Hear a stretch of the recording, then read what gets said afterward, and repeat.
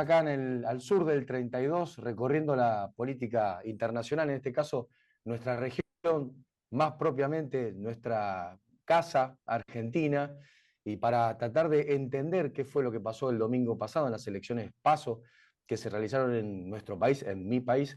Estamos en comunicación con Artemio López, que es titular de la consultora X, analista político, que nos va a tratar de ayudar a entender qué pasó el domingo. Artemio, bienvenido al sur del 32.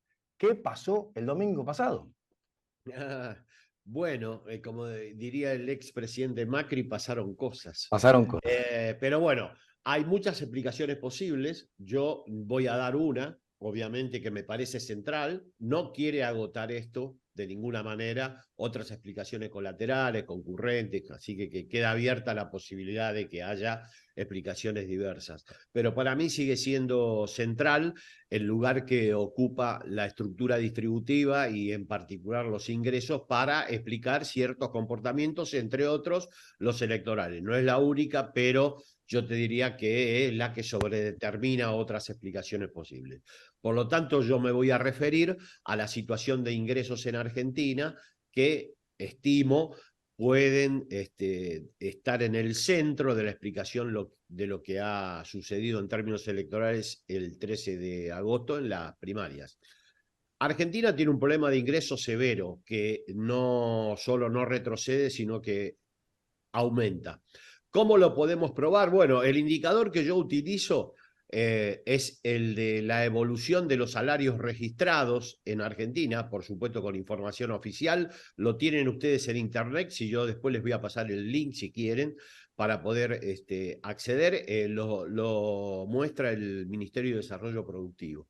Lo desagrega por sectores, por provincia. El salario registrado, público y privado. Registrado, estamos dejando de lado el sector informal y el Informal, cuenta propia, que es que el es de grande. mayor impacto en términos negativos. Pero bueno, como los datos no son fehacientes, no los consideramos. Elaboramos indicadores con estos datos que son relevados a través de diversos mecanismos, pero efectivamente tienen consistencia que no brindan otros datos de la economía informal.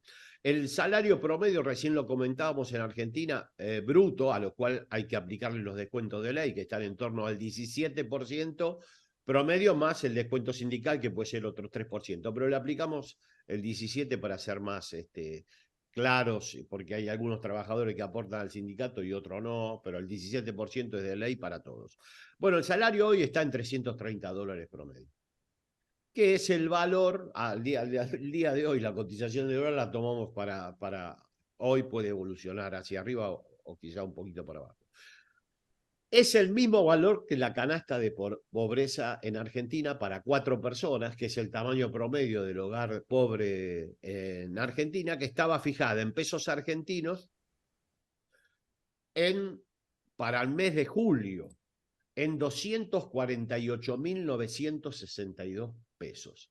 En tanto, el salario bruto de bolsillo registrado, público y privado, estaba en 248.000 pesos. Como ustedes ven, es una línea exacta entre el valor de la canasta de pobreza y el valor de los salarios registrados promedios en Argentina.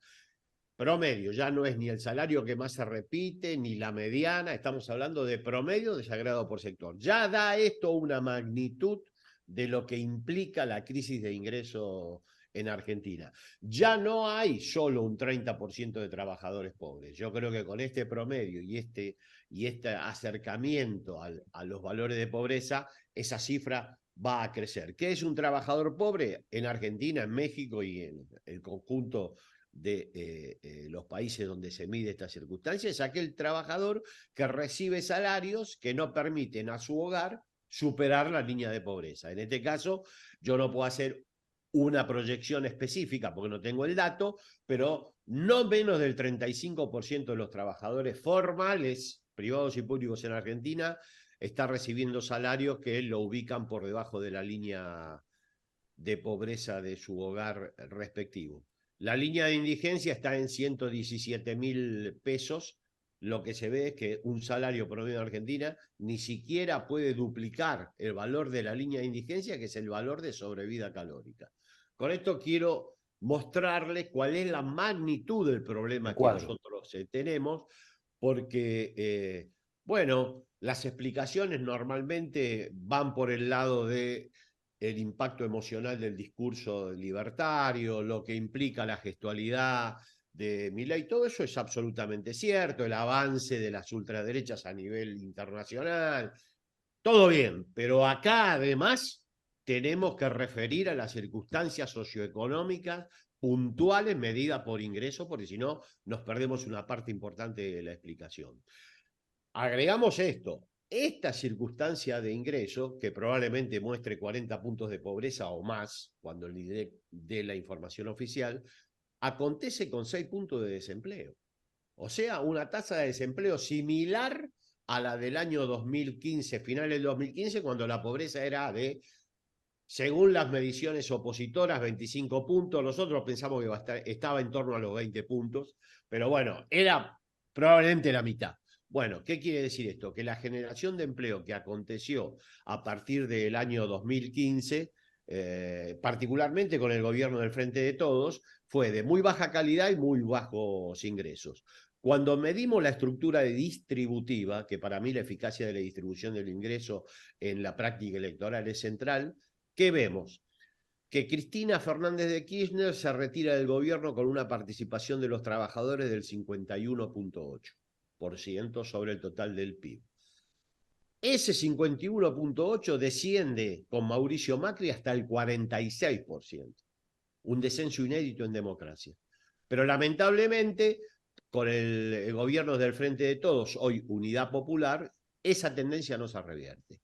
Y de esos 46 estamos hoy en 43,9 en el último trimestre en el tercer trimestre del 2022, que es el último dato oficial disponible. O sea, siguió deteriorándose la participación. Ahora, estos son porcentajes. Flaxo, que es la Facultad Latinoamericana de Ciencias Sociales, valorizó en dólares la pérdida de participación de los trabajadores, que obviamente es una transferencia de ingreso a la cúpula, al sector al factor bruto de explotación, al sector empresario.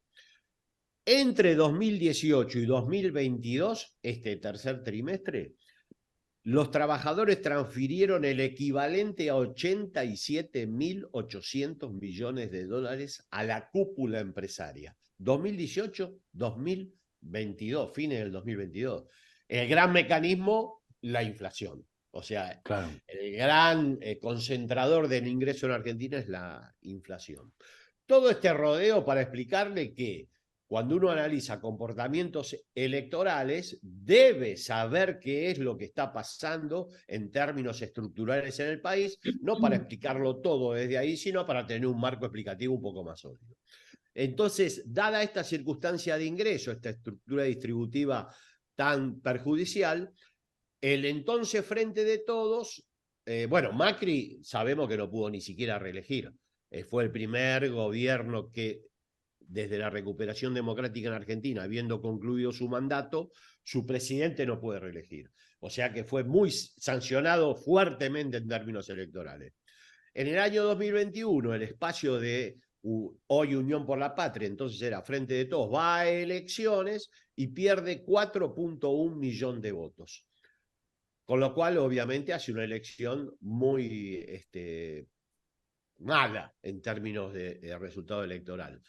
Ahora, esos 4,1 millones de votos tienen esta particularidad. No le dan un solo voto a la oposición, porque todavía está fresco, nada, pero dejan de concurrir. Entonces, tenemos el otro fenómeno que explica la situación electoral en Argentina, que es la baja en la concurrencia muy notable de un sector importante de la población. Hasta 2021 eso explicó el resultado electoral, porque Juntos por el Cambio, entre la elección de 2021 y la PASO del 2019 no ganó un solo voto.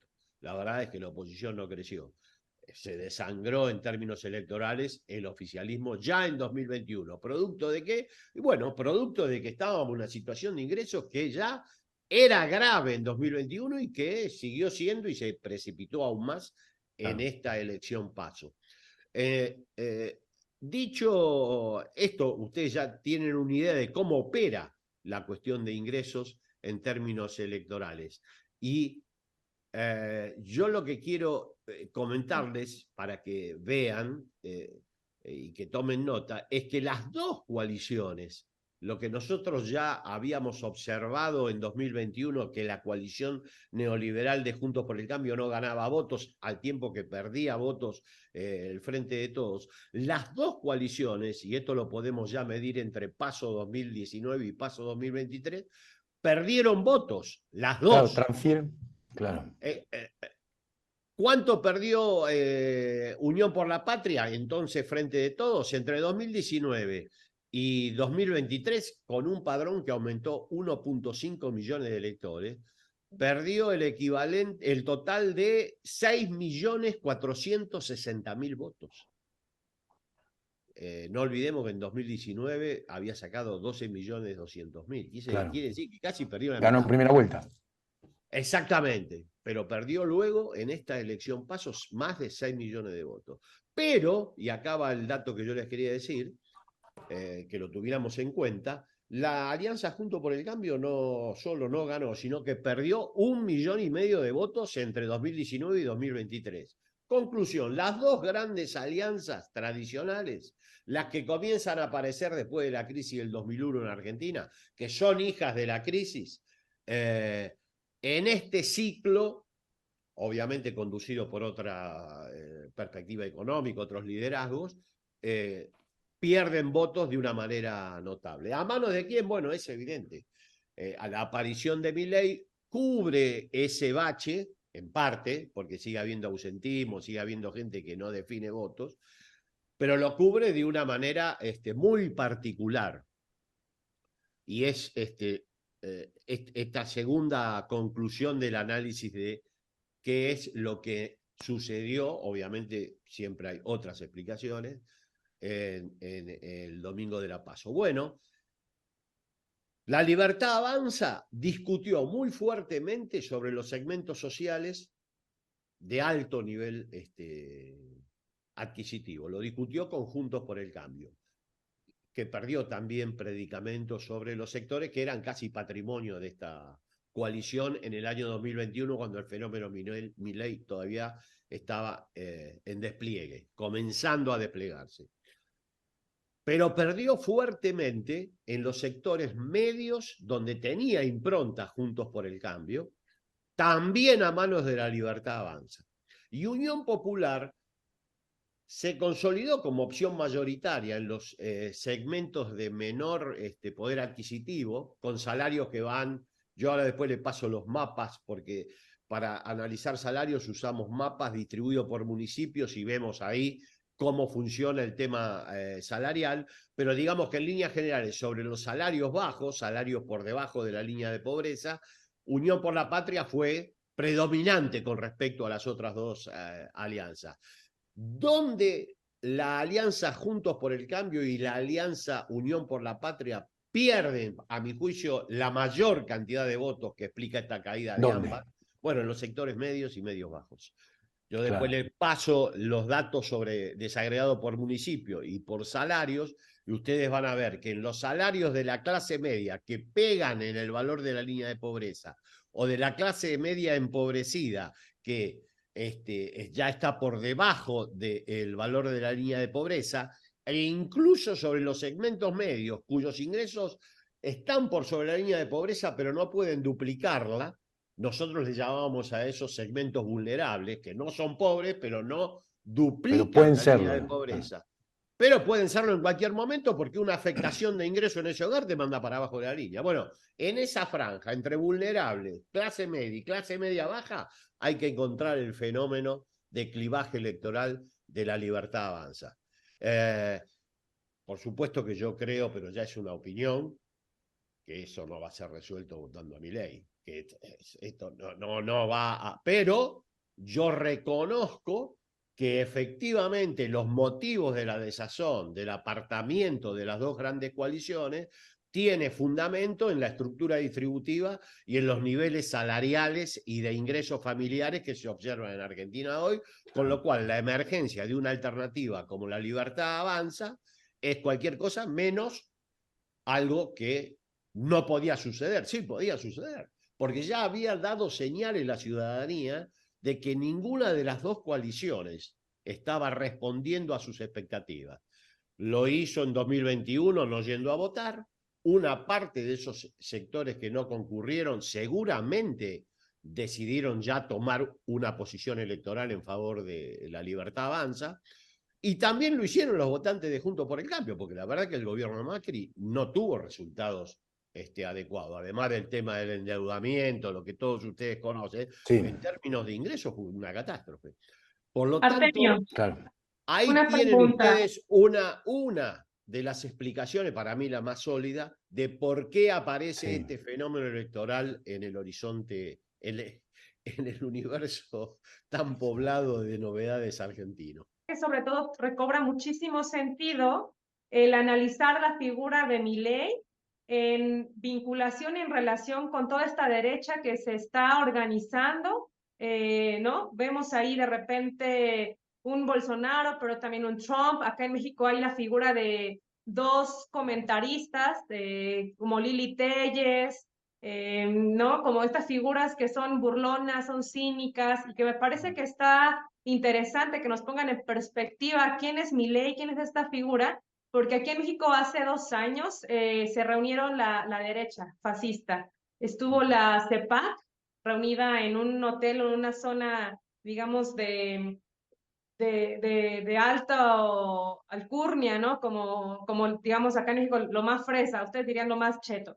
Y ahí estuvieron organizando ciertas estrategias como para erradicar el progresismo en la región. Y justamente Kast, Milei, asesores de Donald Trump estaban ahí reunidos. Entonces, creo que es importante también pensar estas figuras y este fenómeno a nivel regional, y sobre todo porque acá tenemos cierto eco de estas figuras que están ahora generando muchísimo ruido, y en las encuestas que van saliendo, pues cada vez paradójicamente están teniendo mayor consenso, ¿no? No así como nosotros vamos muy bien en México, pero están apareciendo este tipo de figuras. Sí. Entonces, Bueno, quisiera que nos explicaras un poco más sobre la figura de Milei y este fenómeno que se dio. Bueno, Milei es una construcción obviamente novedosa en términos de, yo te diría, gestualidad, discurso, imagen, no en términos ideológicos, es, digamos, lo más clásico del neoliberalismo en Argentina. De hecho, sus referentes son Carlos Menem, Mauricio Macri y Domingo Cavallo, que fueron los tres los que reiniciaron con más profundidad el ciclo que inició la dictadura en 1976 de hegemonía, de valorización financiera y el proyecto neoliberal más cabal. O sea que la novedad de Milei hay que verla en lo formal, en la gestualidad, en el discurso, en el agotamiento de la política tradicional de Palacio, la política formal, en una sociedad que tiene esta situación en términos de ingresos, porque yo lo que quiero decir es que estas novedades existen.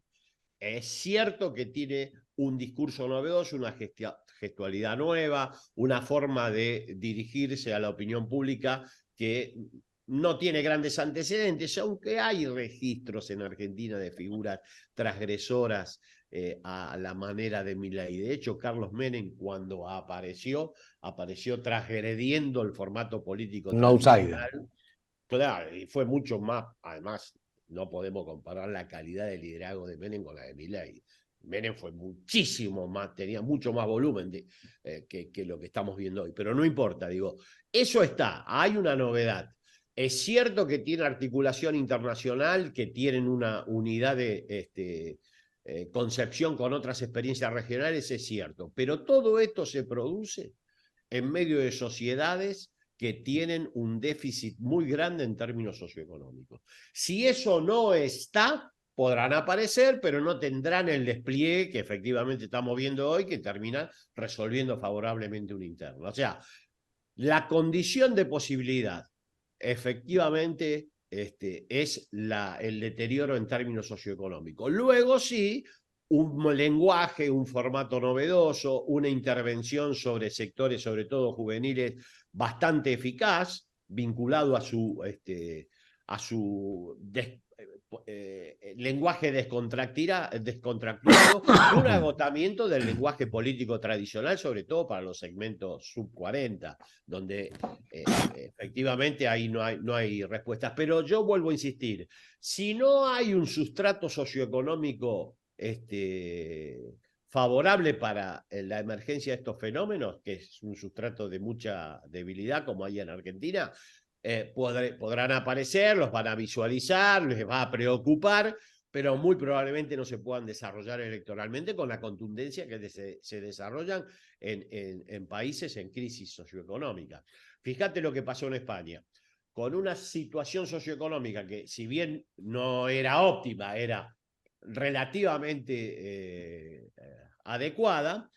La escalada de la ultraderecha, que ya estaba planteada como inexorable hacía 2 años atrás, una derrota de la coalición gobernante que era absolutamente inevitable, incluso para analistas propios. Acá tenemos gente que colaboró en términos de análisis político con la experiencia de Podemos, que decía que esa elección estaba totalmente terminada. Bueno, la actitud de Pedro Sánchez, ese capítulo también lo quiero tocar ahora.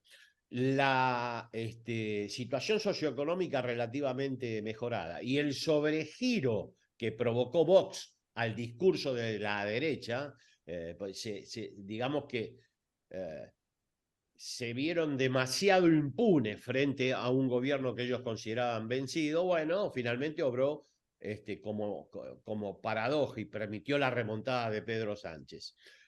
Pero en una sociedad que tenía, en términos socioeconómicos, mejoras ostensibles que no tiene para mostrar la experiencia de Argentina. Y un líder con actitud, que también es muy importante. Yo creo que eso también hay que considerarlo. Eso se lo dejo a los politólogos, pero es cierto que para enfrentar a la ultraderecha, uno tiene que tener un líder con actitud y capaz de asumir que efectivamente en estas sociedades el conflicto es absolutamente insoslayable. Y hay que asumirlo como existente. Un poco lo dijo AMLO en una de estas intervenciones últimas, que contentando a todos, finalmente no se puede contentar a nadie.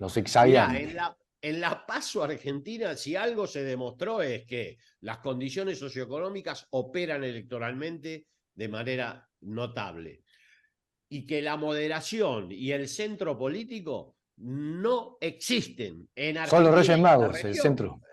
Lo pagó el gobierno de Alberto Fernández y el tipo de liderazgo que ejerce, que también intentó una vida intermedia, y lo pagó uno de los grandes referentes de la oposición que gobernaba el país en las encuestas hace 2 años, que es Horacio Rodríguez Larreta, cuya propuesta era también transitar la vía del medio. Mirá lo que apareció. Ya no solo un extremo de la polarización, sino la sobrepolarización más notable de la sociedad argentina. O sea, frente a eso hay que tener actitud y asumir el conflicto como propio. Hay que polarizar con estos sectores y mejorar esta situación distributiva.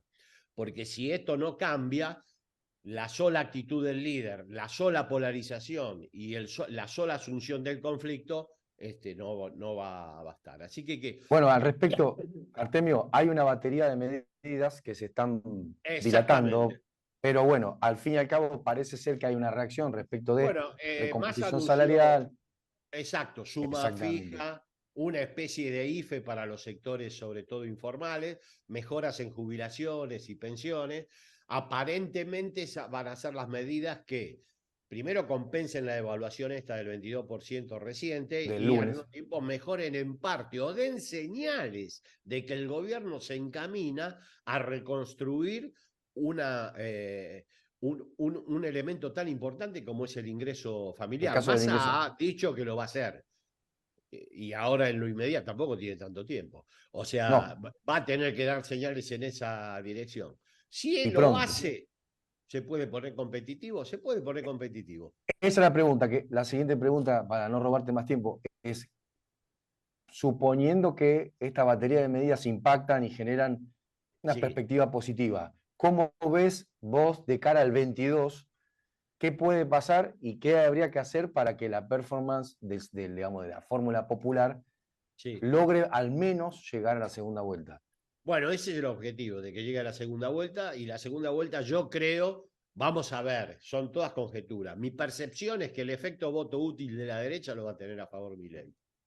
O sea que se ha invertido el imaginario tradicional, donde Juntos por el Cambio tenía la capacidad de receptar el voto útil de figuras menores de derecha. Hoy la marca A es Javier Milei. Yo creo que lo ve es Macri, que efectivamente está señalando una nueva conformación de la Alianza Conservadora en Argentina, donde Javier Milei, lo que expresa Javier Milei, tiene una parte importante en la configuración.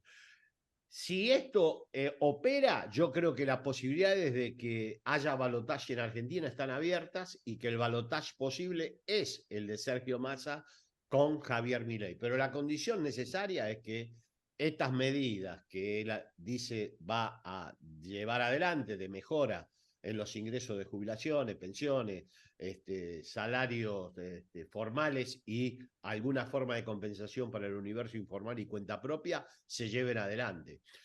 Si no sucede nada, como decía, no me acuerdo, se le atribuyen a Einstein, pero no sé si transitando el mismo camino y haciendo las mismas cosas, pretender distintos resultados es bastante... Es la definición de estupidez, decía. Claro, bastante parecida a la estupidez. Y no lo digo yo, porque lo que yo digo no tiene ninguna importancia. Lo dijo la gente con su voto en 2021. Por el camino que transitamos en términos socioeconómicos, no va. Y lo dijo gente que lo había acompañado en 2019 de manera rotunda. En la PASO fue un resultado contundente, 17 puntos de diferencia. Bueno, eso en 2021 se marcó claramente, que por ese camino que había elegido el gobierno, con todas las circunstancias desfavorables que le reconocemos, la pandemia. El único problema es que el problema Argentina distributivo más serio, y lo tiene cuando crece. Porque el modelo que diseñaron a partir del 2021, que tenía una impronta exportadora muy fuerte, relegaba el consumo doméstico y los salarios de manera plena. Ustedes analicen en la estructura distributiva, yo se las voy a pasar, y van a ver que cuando Argentina crece 10 puntos en el PBI, ahí la participación de los trabajadores cae más drásticamente y se dispara la ganancia empresaria, la productividad. O sea, es un modelo que también hay que revisar. No hace hincapié o no pone el motor del crecimiento económico en el consumo doméstico y el salario, como si lo hacía. Lo había advertido Cristina, recordás, Artemio dijo que el crecimiento no se lo lleven 4 vivos, digamos, ¿no? Y se cumplió la profecía, dos profecías hizo Cristina. Dos, que el crecimiento no se lo lleven 4 vivos, se lo llevaron, y que iba a ser una elección de tercio, fue una elección de tercio, con lo cual además muestra capacidades de analistas de opinión pública muy superiores a todos nosotros. Pero eso es lo que yo conjeturo está en la base del fenómeno Milei, y una poca actitud de la autoridad presidencial en Argentina. Disposición al combate. Exactamente. Y yo creo, eso me lo dicen muchos politólogos amigos, que nosotros tendemos a dejar de lado esa variable. Dice, no, mirá, aún en crisis, la actitud del liderazgo es decisiva, aún más en momentos de crisis, porque con otra actitud, no digo haber revertido esta situación de manera plena, pero se podía haber dado una discusión muchísimo más contundente con un personaje que evidentemente requiere de contundencia en la respuesta. Vos frente a Milei no podés intentar transitar un camino de diálogo ni de armonía, porque no te lo va a permitir, y está en la base de su propio crecimiento no permitirlo. Por lo tanto, son reglas de juego. Pero nosotros no tenemos ese liderazgo disponible. Sergio Massa asume de manera más plena que acá efectivamente confrontan dos modelos. Bueno, en las últimas intervenciones ha sido explícito. Por lo tanto, entre la mejora socioeconómica y este cambio de actitud de liderazgo, quizá la Unión por la Patria tenga la posibilidad de lo que vos señalabas, ingresar a balotaje. Mi percepción es que hoy está en mejores condiciones de ser la fuerza que ingrese a balotaje por el lado conservador, La Libertad Avanza, que Juntos por el cambio. Me parece que eso también lo de Macri. Que habló tanto de Patricia Bullrich en las últimas intervenciones que digo, la va a joder. Porque Claro. cuando Macri señala lunes, tenés que pedir un almanaque. Y yo creo que efectivamente está repensando la configuración de la alianza conservadora en Argentina. Pero bueno, liderazgo y condiciones socioeconómicas más favorables son lo que se requieren para poder dar una batalla en segunda vuelta. Veremos qué pasa. Beca, ¿querés agregar algo más desde No, México? agradecerte, Artemio, tu tiempo, todos los datos que nos has dado. Quisiéramos también invitarte más adelante a que nos puedas comentar cómo va el análisis de datos, cómo va cada uno de los candidatos y quizá ir analizando cada uno de los perfiles que se quedan en esta contienda. Muchísimas gracias, Artemio, por tu tiempo. Desde México agradecemos toda tu atención y la disposición que hubo el día de hoy. Artemio López, analista, consultor, pasó por Al Sur del 32 y nos dio un panorama de qué pasó en Argentina y qué puede llegar a pasar.